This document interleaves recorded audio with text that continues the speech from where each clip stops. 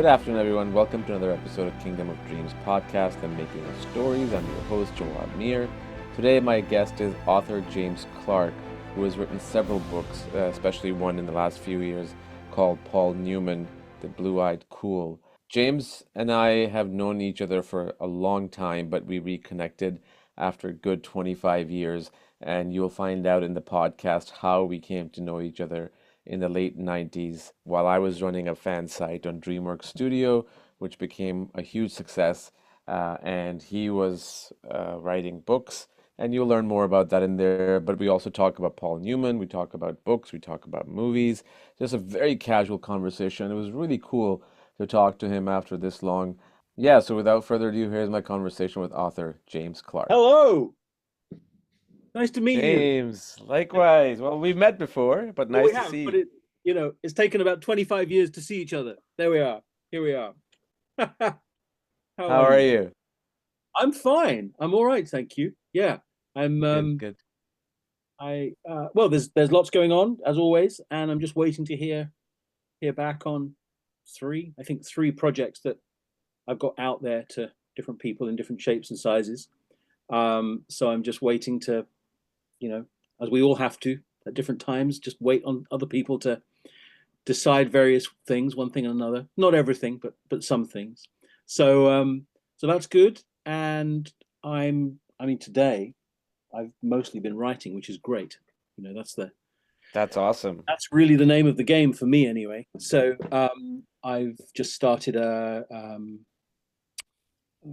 series of basically new articles for an online publication. Actually, it's as simple as that. So I've just started work on that, which is nice, about animation, about animated movies. So that's really nice to be doing that. And then I've I haven't done it, but I keep tinkering with a book proposal I've had in mind for years about movies. No surprise. Sweet. And Actually, just about 2 months ago, I kind of was, during the Christmas break, I was just thinking about, that idea, and I did have that moment, which I'm sure you've had many times over, where you've been thinking about it this way, and then something happens, and you're, oh no, hang on, that's the way to do it. If I go that way with it, makes more sense. Right. When that happened a couple of months ago, and it really did happen. I was, not intentionally thinking about the project. I was just kind of doing other things, of course, which is often when the good ideas occur. But it was very good because it gave it much more clarity.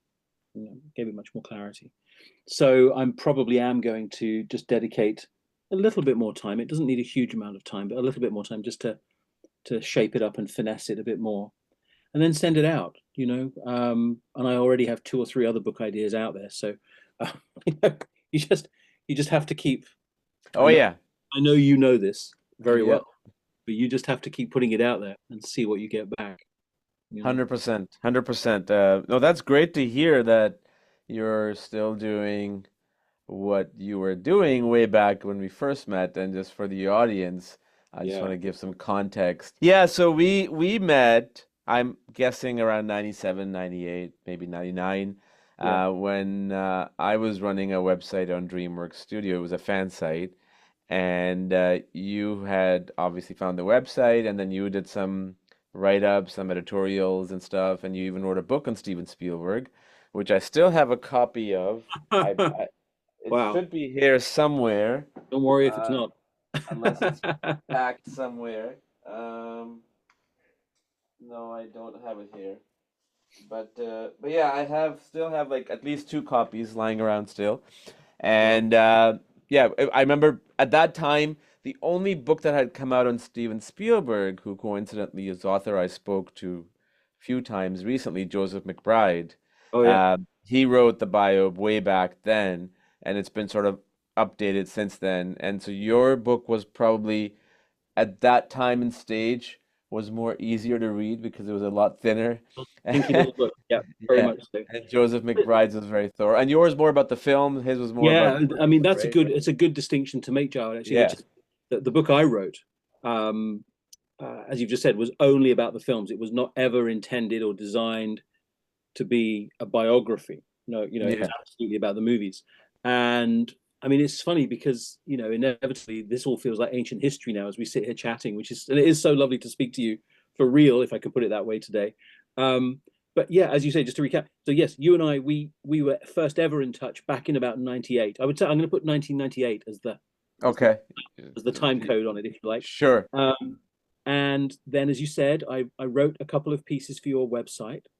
And actually, I have to say, and I really mean this sincerely, those pieces I wrote for your website, and I think this is still true for people out there who perhaps want to pursue getting a book published. Those pieces that I wrote for you and for your site, I used those as examples of my writing when I was pitching the book about Steven Spielberg's movies, because the publisher, rightly so, said to me, well, can you show us some of what you've written, please? You've got this idea for a book. That's one thing, but we need to be able to see that you know how to, in some shape or form, write. And I remember, along with a couple of other items, I remember distinctly sending them at least one of the pieces I'd written for you. So, which I think actually, if I'm going to be very, very nerdy here, I think that the piece I sent them was not about Spielberg's movies.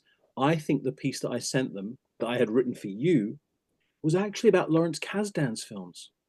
That's the memory I have. Interesting. A very vague memory, but that's the memory I have, is that he obviously, as at least some people out there will know, had worked with Steven Spielberg on Raiders of the Lost Ark. Yeah. I mean, it's 20, we're talking about, oh my gosh, 26, 27 years ago. I can't believe it. But anyway, but that material that you invited me to write for your site, which I was very glad to do, it's all little steps taken to take bigger steps, hopefully.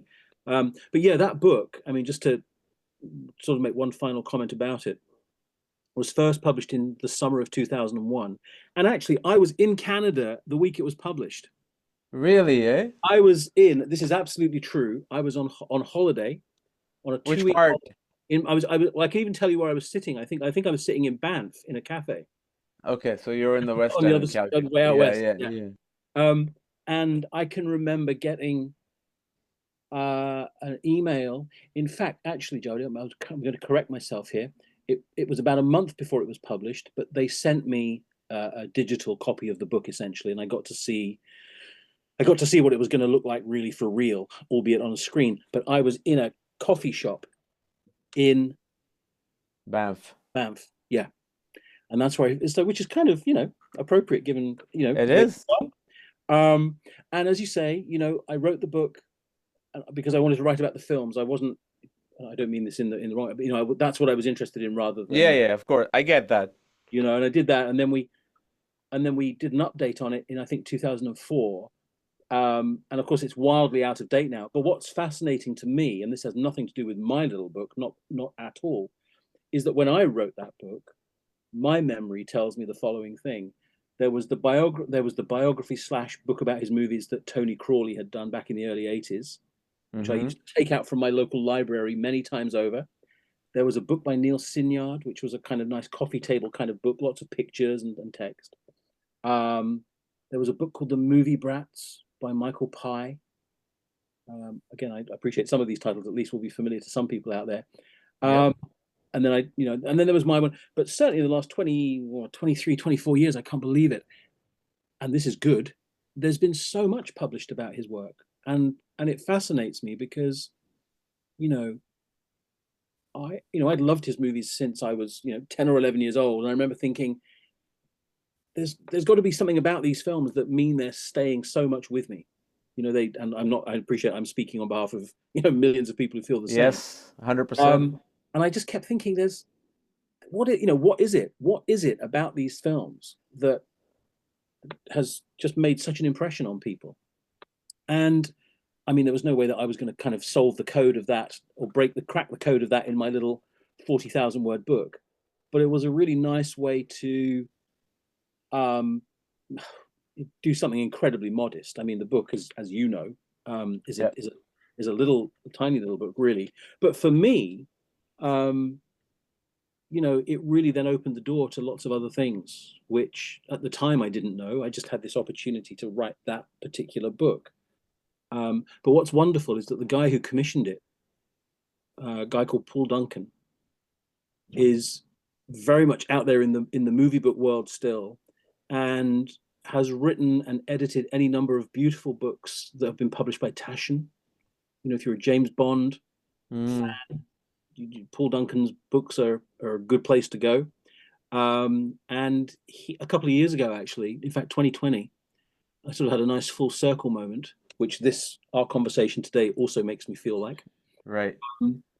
Which is that he got in touch with me and he said, "Oh, I'm doing it. We're editing a kind of a sort of slightly abridged edition of the very big Star Wars Taschen coffee table book that was published, I'm going to say 7 or 8 years ago now, about the original 3 movies." And they wanted to do essentially, Joe, they wanted to do a smaller format, a physical size dimensions. But in doing that, of course, certain things would have to be removed in order to accommodate the new size.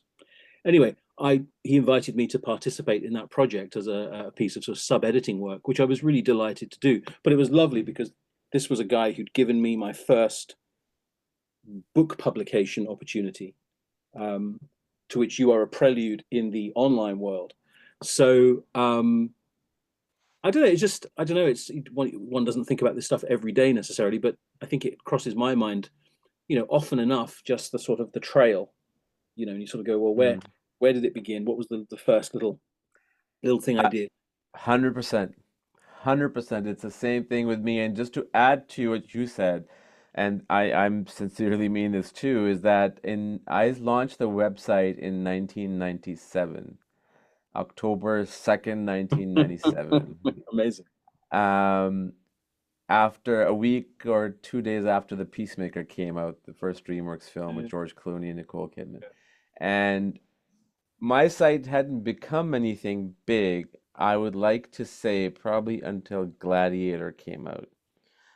It was slowly ascending. And to have you come on board and write for a site that wasn't, anything traffic oriented, and there were other Spielberg websites out there, would really helped me a lot too, because not just from a standpoint of exposure and traffic, but it inspired me to write reviews, as crappy as they were, because I'm not a writer, at least back then. And it just, I found like all these reviews on my hard disk that I wrote way back in 2001 on AI, artificial intelligence, and War of the Worlds in 2006. But yeah, so it's good to have you, man. It's like it's such an interesting thing that I'm doing this podcast now, and the reason this podcast started, I don't know when did you discover it, but the way it started was during COVID. I was sort of thinking about, I enjoyed that time very much, right? Like running the website, I was working full time, I was going to school full time, and somehow I was managing all these things, and I enjoyed it. I loved it. I used to get up at like 4 o'clock in the morning to do updates before I went to work. But I'm like, well, how can I'm like, I can't start a website again. Like, it's just, it's too much work, and there's so much stuff out there. And this podcast originally started as a DreamWorks podcast. So I reached out to my first guests were one of my favorite films, which also came out in 1998, Prince of Egypt. So I was able to get the 3 directors, Simon West, who I still talk to this day. Like I have had him on like 7, 8 times. Brenda Chapman, and what was that third guy's name? I know him very well, and it's just losing my mind here. So I had them on, and that gave me like, okay, this is interesting. I enjoyed doing this. And then from there, when I ran out of DreamWorks film, I'm like, okay, now I gotta expand this into something bigger. And but now it's just movies worldwide and books and. Well, it's interesting. It's really interesting, Joe. Two things really. One, which is that I discovered the podcast really, really recently. I have to confess. I really. That's fine. And the very first one I listened to was Conversation with Simon Wells about not about Prince of Egypt. I think it was about Time Machine? Amblemate. I Uh, think it was a bit more skewed towards Balto. oh, it was an American American Tail, Tail. Balto, and We're Back, a Yeah, so Dinosaur the Story. amblimation work they did. Yeah, yeah. This is it's funny actually. This I mean this is a very very trivial, completely sort of real dead end footnote to that. But when I was 20, do some maths here, and maths is not my strong point, which is why I'm a writer. I 1994. There we are. And I 1994. Yeah, 1994 sounds about right actually. I had finished my university studies, and I was Mm, trying to find my way, which is not always easy. Um, and I can remember there being an advert in the print media here back. I make that distinction to online because online wasn't mm-hmm. really a thing in 1994 for most people. And there was an advert in, I think, the Guardian newspaper, national newspaper here in the UK. Yep. And there was a production runner role at Amblimation in West London, and they would have been in the kind of the tail end of putting Balto together, because this was like summer 94, late 94, and obviously the movie came out in autumn Right. 95. So they were, it was very much that. And I remember applying, and then I never heard anything, nothing came of it. But I remember distinctly thinking, oh my gosh, I got to go for this, for all sorts of things I was interested in, particularly with animation more than anything. Anyway, it's just a sort of something I haven't really thought about for a long time, but we're talking about that moment in time. But the other thing I was going to observe, and you sort of touched on it just a moment ago, is the internet can get knocked for all sorts of things, which that's fair enough. But I mean, the thing that completely fascinates me, and I think it did, in fact, it didn't fascinate me 25 years ago. It just absolutely stunned me that suddenly you were able to reach out and correspond with people. So that's you and others Mm. had an enthusiasm and fascination for the same kinds of stuff. And for us, it was movies and maybe certain genres as well within that. And so, there was yourself, and then, reaching out to some other really terrific people who had a real interest in Steven Spielberg's movies and the movies of that generation of filmmakers that we, I suppose, grew up on, if I could put it as broadly as that. And I think that for me was absolutely stunning. I mean, I remember being a kid growing up in South London in the 1980s, and I was in the Star Wars fan club, which probably won't surprise anyone.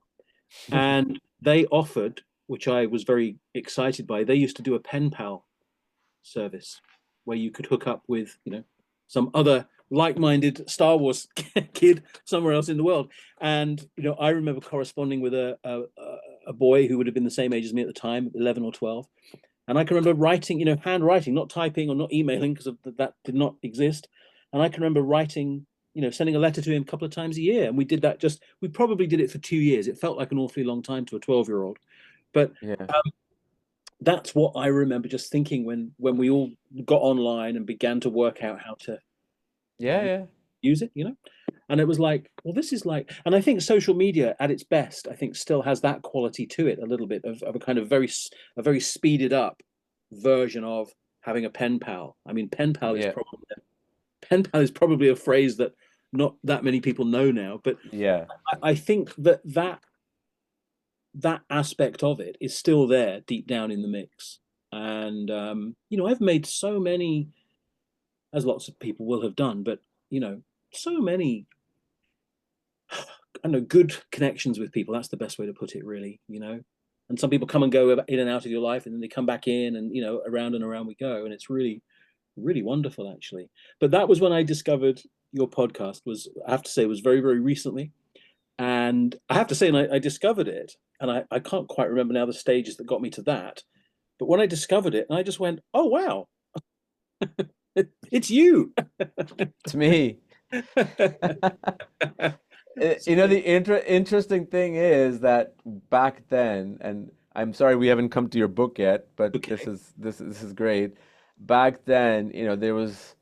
I remember when I had opened up an eBay account in 1998 or 99, whenever eBay was like literally brand new.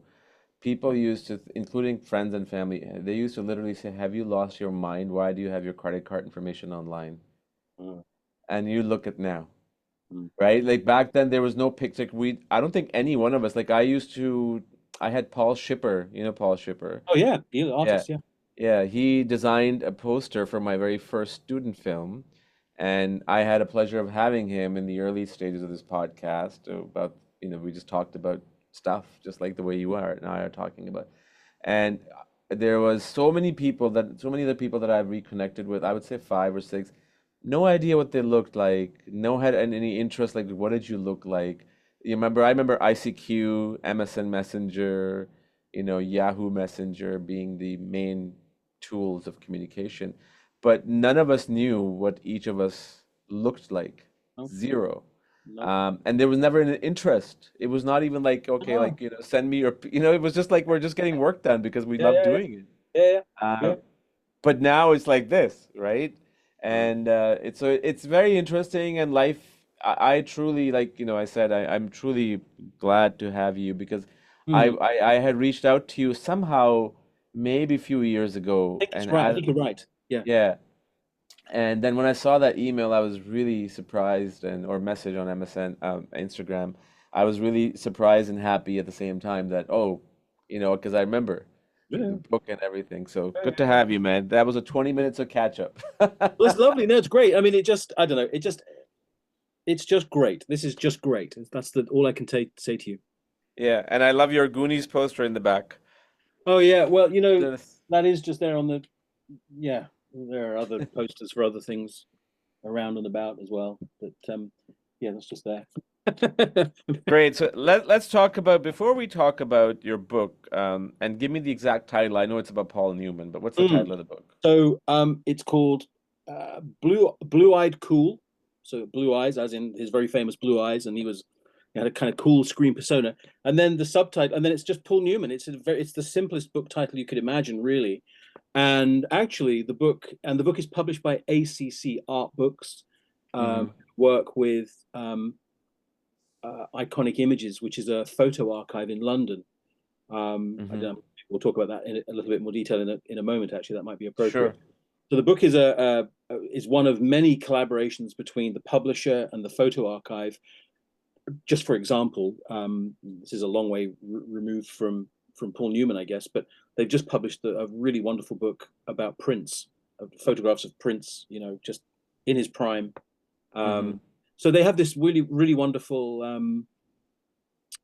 Well, they have this line of books about movies and music, pop music, so pop culture. Really, they published many other things, but those two companies come together for a really nice pop culture, um, I suppose, celebration. Really, I mean that is a fair way to put it, actually. And this book that I've got it to hand here, I can hold it up in a moment and show you if you'd like. Mm-hmm. Um, Please is do. again, it is not just to set the scene. It's not a biography. There are several biographies of Paul Newman out there. There was an Ethan Hawke made a documentary movie about him and about Newman and Joanne Woodward a year or two ago. Um, but my book is has a very narrow is a very narrow slice of the pizza, which is that it's about Newman's collaborations with a handful of stills photographers Mm. in the late 60s into the 70s particularly, who worked with him repeatedly, taking pictures of him in terms of portraits, lots of candid material on set. And the thing that fascinates me is just how much those still images of movie stars are part of their movie stardom. We think about the movies themselves first and foremost, rightly so. But actually, if you think about, you may have a favorite movie star or a movie star you're aware of, and how so forth. When you stop and think about it, and I think this is just as true now as it was, 25 years ago, 45 years ago, 65 years ago, whether we're talking about Gene Kelly or, Mm-hmm. talking about Clint Eastwood or we're talking about, the still images that turn up in any number of magazines, whether they're movie magazines or any other magazines, they all become this kind of backdrop around a given actor. So Right. this book is a large format coffee table book, and which weighs about as much as a coffee table. is this here. So here's the book. Nice. Here it is. And so I guess you get a sense of the dimensions of it. Yeah. And it's a coffee table. I mean, that it is really correct and fair to describe it in those terms, for sure. And I'll talk about more specifics in a moment, but just to give you a feel for the, I guess, the layout. So you've got these really wonderful, Yeah. kind of very candid images. For example, this is actually Paul Newman and Princess Margaret. Oh, wow. So just for example, that gives you one indication of the kind of material. But then I must show you this because this is terrific. Forgive me while I scroll through here. Scroll through, there we are. That tells you what time we live in. But then we've also got this. This is a actually rather famous photograph, actually. This is Newman and Eastwood. Oh, wow. Okay. And the rather nice thing about this book, and actually these pages demonstrated, is that you've got a particular image showcased on this page. But if you come to this page, you've actually got the contact sheet. So you can have a look at the variations, if you will. Yeah. There's a great story with this one, which is that, again, I appreciate people out there may be familiar with some of these things, but this is good old fashioned sort of movie making lore and legend. But the fact of the matter was that they were both making a movie, relatively speaking, down the road from each other at the time, and they had the chance to meet up socially, and this photo was taken. Wow. And Newman was at the time. Paul Newman was shooting, I think, The Life and Times of Judge Roy Bean, which John Milius had written the screenplay for. And here is again, to give you a nice feel for things, here's a really lovely picture of Newman in the makeup chair for Judge Roy Bean. Okay, so the book is this kind of amazing archive. The other thing I wanted to show, if I may, and Please. This, is we have a really lovely section. I'm not really a sports person, which may not surprise anybody, but as people will know, Paul Newman was a devoted race car driver. So we have a really wonderful section in the book of photographs taken by a photographer called Al Satterwhite. And he documented any number of Paul Newman race car competitions. Wow. One kind or another. So you've got this really lovely sort of discrete section at the back, which is dedicated to the racing stuff. But also, just to make the point, actually, which is kind of useful and important, obviously there's text. Okay. Yep. Actually, this copy I'm holding up right now, this copy was published just back in December of last year, and this is the French language edition. Okay. So you can, it's available in English, but you can also now buy it in French. Lovely. And really worth making the point that the particular photographers who are showcased in this book are Douglas Kirkland and Terry O'Neill and Al Satterwhite. And I just made the point that Al Satterwhite was with Newman on any number of race days. Right. But Douglas Kirkland was with Newman and Redford for Butch Cassidy and the Sundance Kid. So, we've got that in the book. That's amazing, man. I'm glad. Sorry, go on, carry on. No, please. No, you go ahead. Go ahead. But we also dial the clock right back to the 1960s.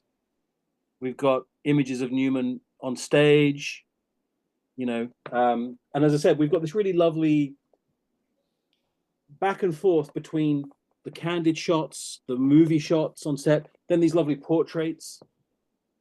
That's amazing, man. Yeah, I really enjoy those photographs. I mean, it's just there's just something else about them as opposed to now, obviously being in the book, right?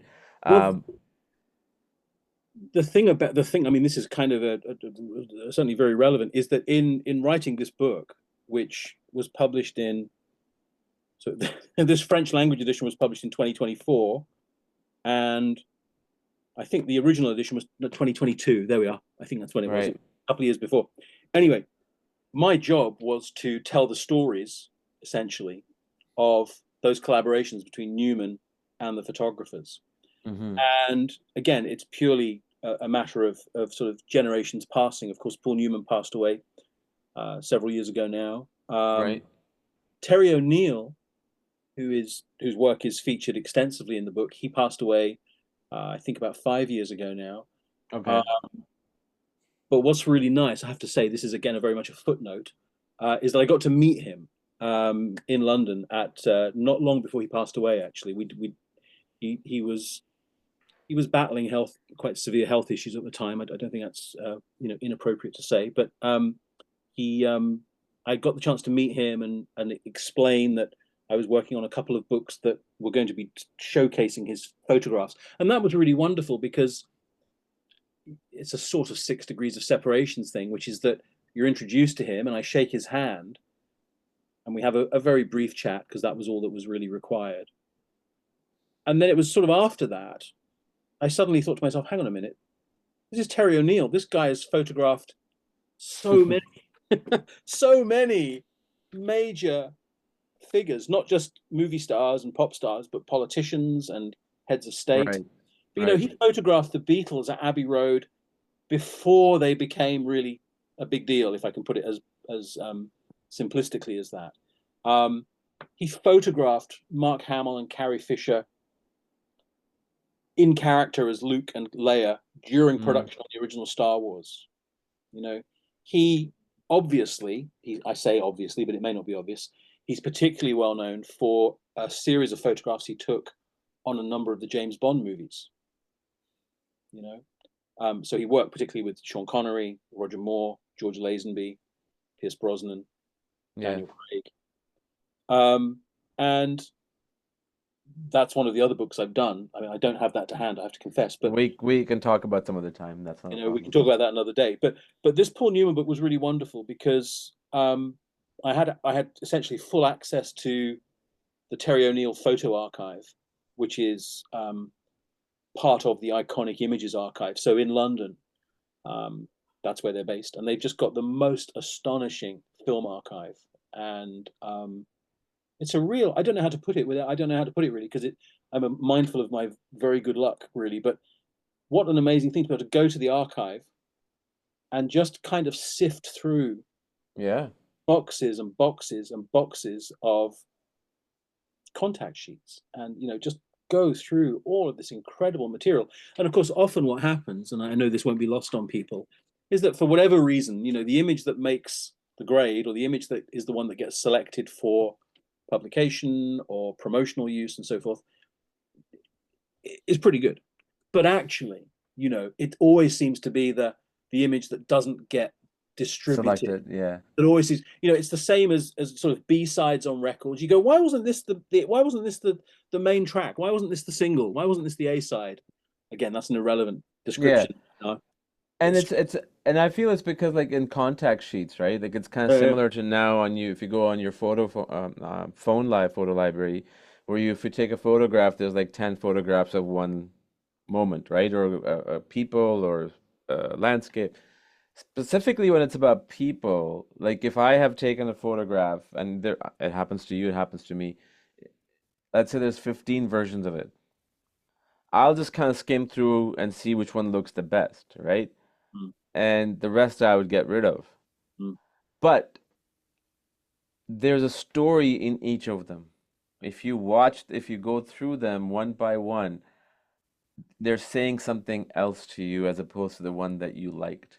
Absolutely. And that to me is more fascinating than the actual picture, which is why, I mean, my kids, when they were growing up, how everybody's like, we all do this, but you have to be ready for a photograph, right? Like, be in the right clothes, be in the right gear. And I am completely of the opposite mind. I'm like, the real moments are when you look absolutely terrible, when you're doing, just things that you normally do, because at the moment they might not look good, but when down the road, when you look back, it's a completely different memory.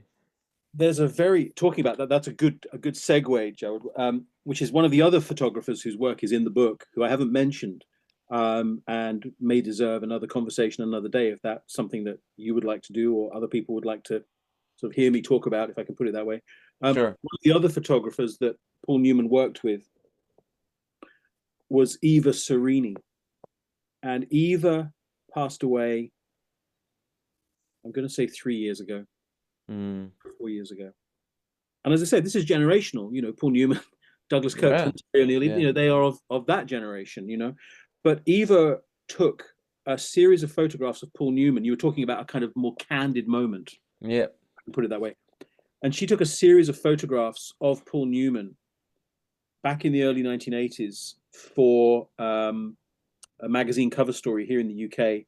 I think it was to tie in with the release of possibly The Verdict, which Paul Newman movie, or Absence of Malice. I'm thinking aloud now. I think it was Absence of Malice. In fact, I'm going to correct Okay. myself. Okay, which was directed by Sidney Pollack. And there is a very famous photograph that was part of that shoot. So she went up to his house, basically in Connecticut, and just spent the weekend with him and his family. And you made a very fair and valid point about the candid photograph. Yeah. And that's what I think is really nice about this book, is that you've got the very, very formalized, set up portrait, movie star Yeah. portrait. But then you've also got images like this, and this is relatively well known. Yeah, that's it. Okay, Right? there it is. Yeah. So that was taken by Eva. And as I say, she photographed him on a number of occasions as part of the promotional activity for Absence of Malice back in the early 80s. So my hope, I think it's a fair thing to say, is that this particular book, which I say I can't stress this enough, it's a coffee table book, images and text. And my job was to provide context for those beautiful photographs. But whilst Terry O'Neill had passed away, and in fact Douglas Kirkland had passed away not long before I started work on this, but I was able to talk to Douglas's wife, Francois, and she was able to recall and recollect any number of stories and so on that were really worth the telling, actually. And then I had a conversation with Al Satterwhite about his work, and I'd got to know Eva Sereny a little bit a couple of years before. What I will say, actually, Gerald, your ears will perk up at this, is that Eva was the special unit photographer. So she was really responsible for portraits of actors on set and some candid material, but she really was there to. She was the special unit photographer on Raiders of the Lost Ark, Indiana Jones and the Temple of Doom, and Indiana Jones and the Last Crusade. And I got to know her just in the last 3 or 4 years of her life, which here in London, which was really wonderful.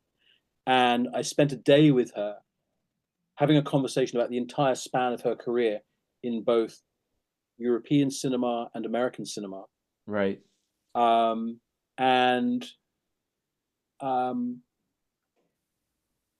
a certain point, I say this is very, very familiar territory for you and I to connect on, but, at one point I said, well, I must ask you about the Indiana Jones movies. And so we talked about that. But what was quite funny is that I'd never met her before that day of going to interview her at her home in London. And it had all been arranged and set up, it was all prepared and scheduled. So she knew I was going to turn up. And this is absolutely true. I rang the bell to her home. She answered the door. Very, very petite, older lady. Sort of reminded me of Audrey Hepburn in a way. Kind of, that kind of thing. And I went into the kitchen and she made me a cup of coffee. And I was so excited. I think I kept a lid on it, but I was so excited. And I said to her, you might not believe this. I'd never met her before. So I said, you're probably not going to believe this. I said, but when I was 12 years old, I can remember seeing your name in the image credits in magazines because of really Indiana Jones. Of course. And she genuinely, because I was right there to see her reaction, she genuinely couldn't believe it. She was absolutely astonished that I knew her name that well. And when I had the chance to work with her on another book, not the Paul Newman book, another one, when I was invited to work on that, and they said, oh, it's a book about Eva Sereny's photographs, I sort of went, hold the front page. Eva Sereny? Eva Sereny? You mean Eva Sereny, Indiana Jones? And my agent looked at me like I'd kind of gone mad. She was like, well, yeah, Eva Sereny. And I was like, I'll do it. That's great. And I say that's a whole other book, which, may or may not be interesting to to talk about another day. But Eva's work is in this book, and Eva's work with Paul Newman is really, I don't know how to describe it, is of particular note because of the candid quality of those images. Yeah. So that's so I've tried to capture in the text for the book. I've tried to capture some feeling about those collaborations between Newman and a number of photographers that he worked with recurrently through the 60s and 70s and 80s. So that was the aim of the book, and I think, I don't want to overstate it, but I think people have enjoyed it and found it interesting. And of course, there are loads of photographs that aren't in the book. Of course, yeah, you got to take them out. And it's your and your point of a couple of minutes ago is absolutely true, Jawad, which is that I'm sitting there. I've got access to the entire archive, and I'm looking at all of these photographs from the life and times of Judge Roy Bean, for example, directed by John Huston, with a script by John Milius, and I'm looking at these photographs with one of the members of staff at the Iconic Images, and I'm looking at them, and I'm looking at pictures, and there are pictures of Paul Newman and John Huston and so on, and then there are photographs in the selection where you can see John Milius on set, but I'm the only person in the room who knows who John Milius is. And I'm the only one in the room who recognizes him. And I'm going, oh look, there's John Milius in that picture. Can we put that in the book? And they go, well, who's John Milius? So I had to go, well, he wrote the screenplay and he was part of this group of filmmakers, and and they go, well, this book's about Paul Newman, really. So it's sort of I'm making light. Yeah. So you do have to strike a balance, but it is fascinating because what you're doing in a way, and this is I'm overcooking it, but it's sort of archaeological. Because you're sort of excavating, you're bringing everything out from material, and it's, I don't know. I mean, I suppose all I'm trying to do, for what if it's worth knowing this, or for what it's worth, is I'm just trying to communicate why movies bring so much joy to people. Because they do. They do, and I think storytelling is such a powerful tool that it has the ability, and it does, to change the world. It is such a powerful tool. Whether it's what you're doing, whether it's any kind of fiction, nonfiction, whatever that is, it just connects with people because we're telling stories every day. Every day, from the moment we wake up, we look in the mirror. We tell ourselves a story first, and then we go on with the rest of the day, right? And telling stories, and that's what makes us. I think that's what separates us from animals, unless they have their own communication, right, where they tell stories to each other. But it's such a powerful tool, and what you're doing is incredible because, even what happens is, obviously, this is that we live in a day and age where eventually everybody has to go. Right? That's just the way it is. And to leave something behind, whether it's a super hit or it's a super flop, or it doesn't matter, because you've left something behind historically, and that will serve the future society and the coming people in the future. And that to me is the most powerful thing, right? I think it's interesting. It's like I say with this book, but this is one of several that I've been very, very fortunate to do. So you might be interviewed. So I suppose trying to stick with your point or observation, which is that when I'm doing interviews with photographers or relatives of photographers who have now passed away, or I'm doing a conversation with Jane Seymour about her work on Live and Let Die, or I did an interview recently with John Carpenter. Oh, wow. Yeah, that's what I thought. It was like, oh wow. Oh wow. I mean, just to go from Paul Newman to John Carpenter, if I may, but it's only to try and underscore your point, Jawad, which is that we have a magazine here in the UK called SFX, as in science fiction. Yeah. Sorry, not science fiction, as in kind of sort of special effects. It's that sort of abbreviation. But SFX, it's been a print publication now for 30 years. The very first issue, which I remember buying, had Tank Girl on the cover. It was the Mm. summer that Tank Girl came out, and Waterworld and Casper and Apollo 13. Anyway, SFX magazine is a monthly print publication. I think you can buy it as a digital edition as well now, rightly so. And last year, 2024, I'm sorry, was the 40th anniversary of John Carpenter's movie Starman. Mm. So I'm not really, I have to confess, I'm not really, I don't gravitate to the horror genre particularly. Neither do I. But I know But, John I've Carpenter. seen Yeah. The Thing, and John Carpenter's movies, I'm familiar with those. But one of my favorite John Carpenter films has always been Starman. And so I just, last spring of last year, I just pitched an article to the editor at the magazine. I said, if that's the relevant word here, if I can get an interview with John Carpenter, would you be interested in a kind of retrospective article, basically his memories of making the movie? And the editor wrote back and said, give it a shot, because that's all you can really say initially. Yeah, yeah. So I got in touch with John Carpenter through his website. Actually, in fact, I did it, and my editor and I did it in concert. That was the way it had to work, which was perfectly understandable. And about 2 weeks later, I hopped on Zoom, as we have done today, and there was John Carpenter with his dog. And it was really great. And just to come back round to your comment, is that I had a really lovely conversation with him just for 30 minutes. That was what was available, which was perfectly sufficient. Yeah. And it was very exciting. And again, I think I hope I kept my enthusiasm at bay a little bit and just was a little bit cool-headed about it.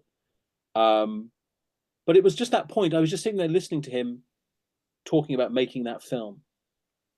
And the reason I really wrote the article was because I just thought, well, this is a lesser known John Carpenter film, I think. I don't think I'm wrong in saying that. Wouldn't it be nice to introduce that film to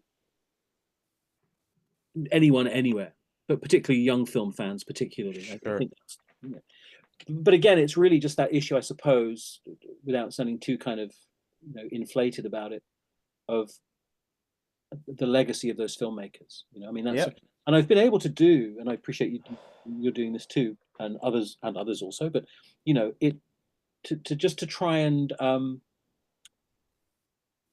acknowledge that, really, and as I say, celebrate it. I mean, and just kind of really acknowledge the work that they did. And it was interesting talking to John Carpenter, because at one point he said, I wish I'd been able to make more movies like Starman, but everyone wanted a horror film from. I mean, that was, he didn't quite put it, he didn't say it word for word but that was essentially the sentiment, was, there were other films like this that I would love to have made.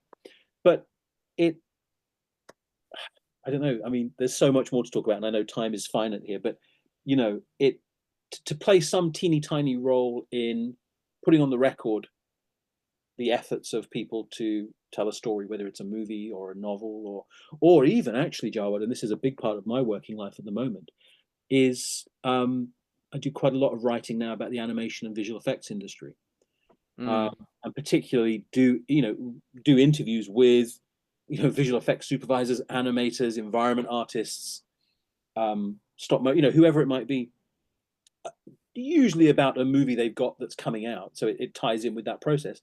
But by the same token, you're still trying to shine a light on their great efforts.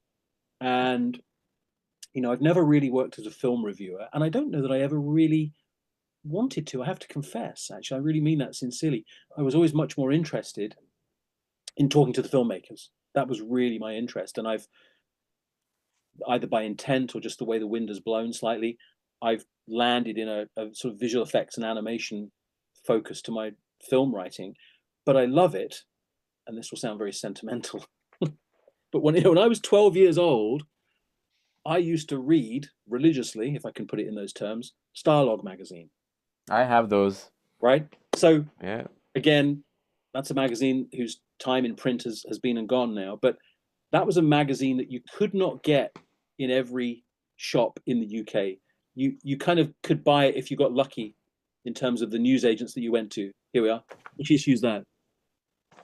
I got 4 copies of these. Yes. Starlog. This is from, what year is this? I'm guessing April, some year in April. Then there is this one, Minority Report. Yeah. Then there is AI, Oh yeah, I got that one. Yeah. and then this is the Simon Wells film, Time Machine, who is the great grandson of H.G. Wells. Yeah. Um, oh, look at this! Look, I just discovered this. 'Cause with Gladiator Oh, there out, you go. Gladiator. so Yes. you gotta fill out this form and mail it to order it. Those were the days. Those were the days. But you know Yeah. what, Joe?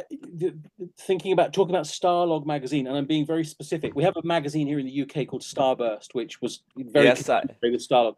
But when yep. I was a kid, I used to read Starlog and I used to read Starburst. But the thing with Starlog was it seemed so exotic because it had come Yeah. over from America. That was basically the long and the short of it.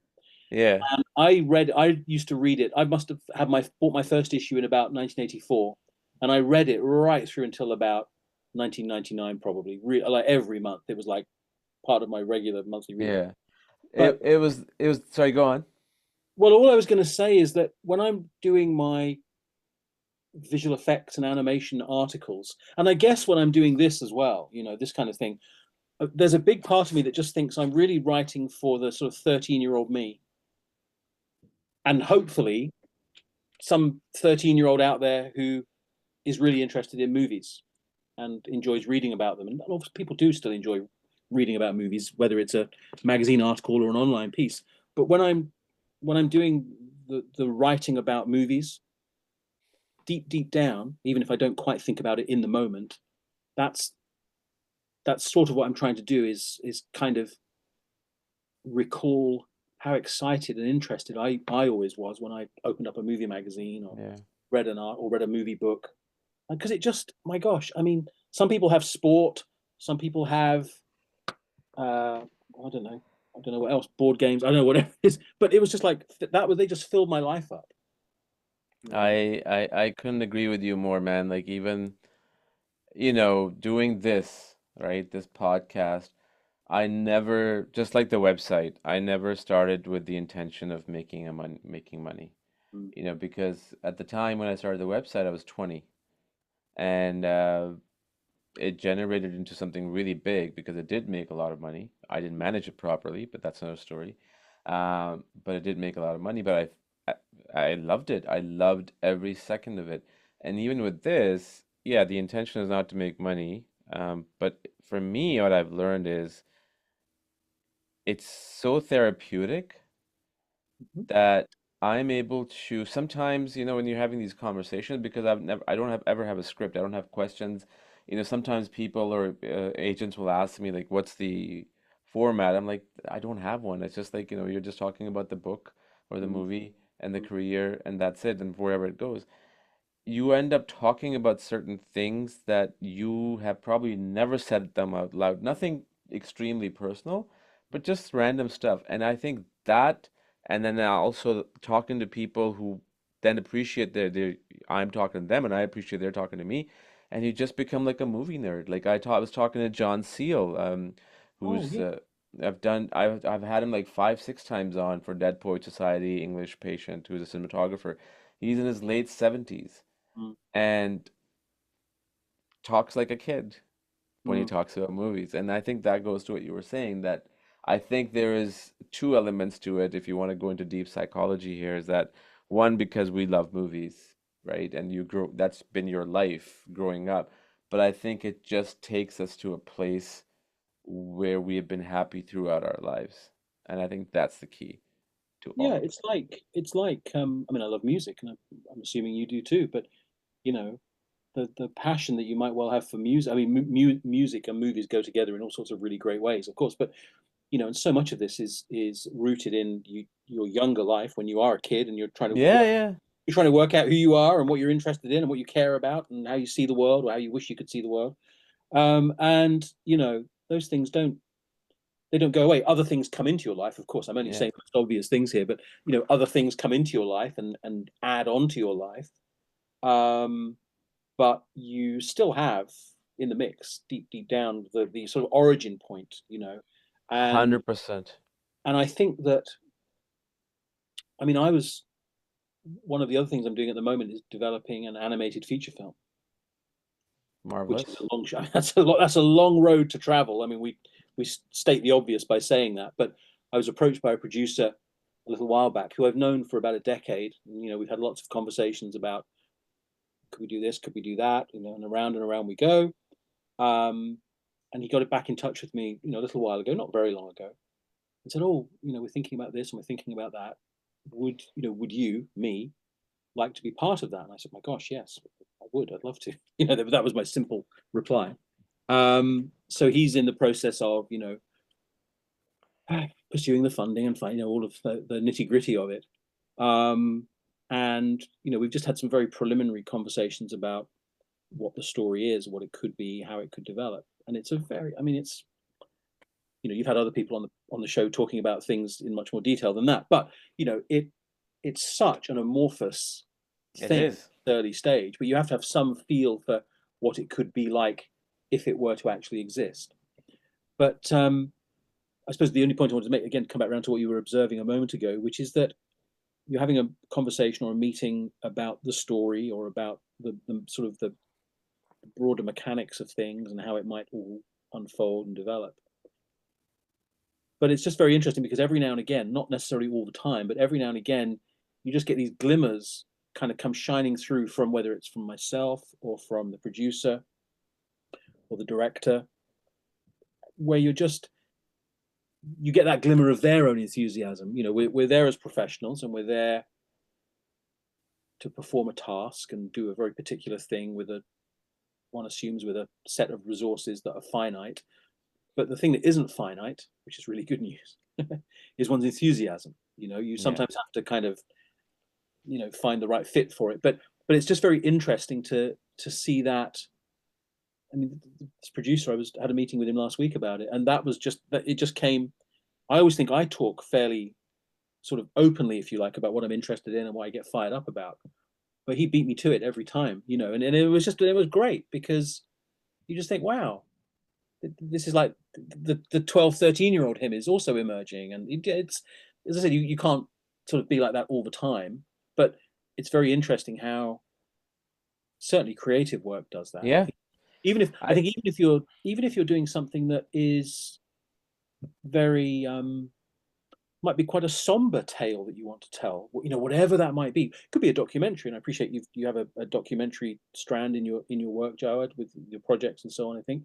But you know, documentary filmmaking is storytelling, you know, and you're still, as a documentarian, you're still drawing on, to some degree, in some way or other, you're still drawing on so many of those, I'm going to call them rules, but I don't mean it quite as strictly as that. Yeah, You're yeah, no, I on get those, that. you know, you're drawing on those storytelling traditions. That's a better way to put it, isn't it?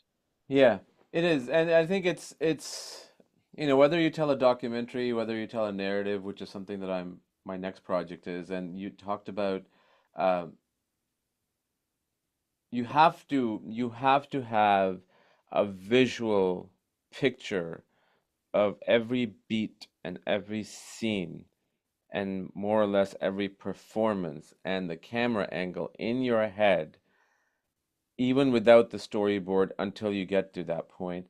Only then, I think, this is my experience, and I could be wrong. Like the project that I have right now, I've been developing it for about a year and a half, and up until maybe 7 months ago, it was just kind of like these random thoughts, right? And once it started getting on paper, you start seeing it. And now that it's in its like, 10th or 11th draft stage, it's like I know exactly, mind you, it will probably not come out like that because that's just the way it is. But just for my own reference, I know what the scene would look like. I know what it would smell like. I know what it would feel like. And once I think you've figured that out, that's when you know you have something good to tell. Whether it becomes successful or whether it fails and whether nobody watches it or 10,000 or a million people watch it, that's a different story. But to I tell a think, story, it's very important. yeah, it is, and I think you're right. As you say, you along with everything else I'm doing, I also teach, you know, university students in terms of kind of screenwriting and so on. And you know, the thing you keep saying to them all the time is, you know, always write about something you care about. It doesn't have to be autobiographical. It doesn't have to be about something Yeah. you experienced, but you need to always write about something you care about. I mean, that obviously can be absolutely anything, but it and that's, again, come back to what you were just observing. That's what sees you through, I think, to some degree, in terms of, well, no one may watch this. Obviously, one hopes someone does watch it, Yeah, of course. That's why you make it, right? but You want people you to do watch want it. people to respond to it and be prompted or provoked by it in some way. But I had this experience. I've had this experience. None of the books I've written have been bestsellers, and I may never write a bestseller, but it doesn't actually matter. I remember writing back in 2003. God, I just feel, with every sentence, I just think I'm really old. I remember back in 2003, I wrote a guidebook. Again, not a biography. I wrote a guidebook about Francis Coppola's movies as they stood at that point in 2003. Yeah, yeah. Again, maybe there's a more of a conversation another day, Jared, about that. But I remember I wrote the book. I really enjoyed writing it. I'd been commissioned to write it. It was not a speculatively written thing. It was commissioned. So I was paid in advance against royalties for the writing of the book. And I wrote the book, and I loved writing it. And it was essentially it was a full-time writing project for 3 months. That was really what was required. Not very long, really, but anyway. I worked on it sort of 5 days a week, day and night in the last couple of weeks, which always seems to happen with the deadline. Right. And the book was published in the December of 2003. Mm-hmm. You have this rather lovely moment when the box.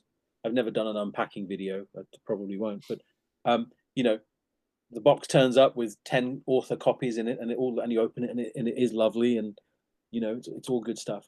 And the book came out, and I remember reading a review of it in one of the movie magazines. I don't remember which one, and it just sort of said, "Well, it's okay." I mean, it was a teeny tiny review. It was like probably. It might not even have been 100 words long. It was like a little capsule review in a sidebar. There was a section about, movie books published this month. Yeah. And my feeling is, well, it's nice to be included, actually. Anyway, the review basically said, well, it's all right. It's no great shakes, but, And I read that, and I was standing in the newsagent, I was standing in the shop reading it. And it sort of stung for a moment. And then I thought, and then immediately, and this is, again, the point you made, Joe, I actually thought to myself, it doesn't matter, because I really enjoyed writing it. And in writing it, I was able to focus on the things I was most interested in within the format of the book. Sure. Because there was a kind of when I was watching all of those movies that he'd made up to that point, seemed to me at least that there was a sort of a shared common thread running underneath all of them, whether they were, gangster movies or musicals or whatever. And I just remember, and it was a good moment. It was another one of those little helping hand moments where I read this review, which wasn't like, I mean, it was perfectly politely written and so on. And it said, well, it's interesting enough, but, it's not going to set the world on fire. And that was it. And I was like, okay. But I remember thinking, it doesn't matter. And I didn't mean that in a mean-spirited way. It was like, it doesn't matter, because actually, I'm really, really happy with it. I'm really satisfied with it. 100%. It's a stepping stone to the next project, and that is a stepping stone to the next project, and you just keep on going because you enjoy it. But this is, it's been such an amazing way to catch up, because we just didn't talk about Paul Newman book that you wrote, but also all the stuff around us, writing, filming, and all that stuff. Let's do it again in the near future. I'd love to. We'll do another book. But yeah, thank you so much, man. Pleasure catching up. Pleasure talking to you again, and good to see you. I love it. It's well, what can I say but thank you? It's been really. I have enjoyed it. I hope other people will find it interesting. Yeah. They will. And we'll just stay in touch, Jared, and we'll do it again when the time is right. Absolutely. Thank you so much, James. Take care. Take care. Bye for now.